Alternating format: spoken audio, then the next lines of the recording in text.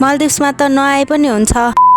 Hello everyone, हजुरहरूलाई कस्तो छ? मलाई चाहिँ एकदम ठिक छ। अनि म चाहिँ जान लागेको काममा। अब त्यस्तै हो, घाम धेरै छ, मान्छे डढ्न लागिसक्यो। अनि मैले भने नि अघि भर्खरै मालदिभ्समा त नआए नि हुन्छ भनेर। यो मैले मात्र होइन कि मालदिभ्समा बस्ने हरेक नेपाली दिदीभाइ तथा दाजुबहिनीले भन्नुहुन्छ कि हेर्नु स्यालेरी एमबिआरमा दिन्छन्, डलरमा दिँदैनन्, एक्सचेन्ज रेट बढेर। म त के भन्नु तपाईँहरूलाई। अब हजुरहरूलाई लाग्छ होला यो केटी त मालदिभ्स गएछ, पैसा छापेको छ, डलर छापेको छ, हामीलाई जे पनि भन्छ भनेर भन्नुहुन्छ होला।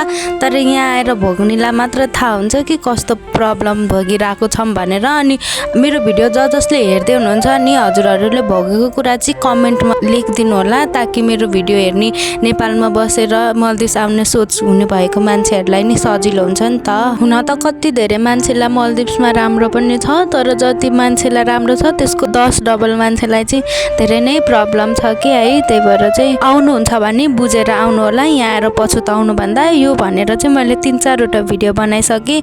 अनि प्लिज हजुरहरू नि कमेन्ट गरिदिनु होला, ताकि अब आउने दाजुभाइ तथा दिदीबहिनीहरूलाई सजिलो होस्। मैले सकेको र जानेको जति सबै इन्फर्मेसन चाहिँ भनेको छु। यदि हजुरहरूलाई कुनै डाउट छ भने चाहिँ कमेन्ट गरिदिनु होला है।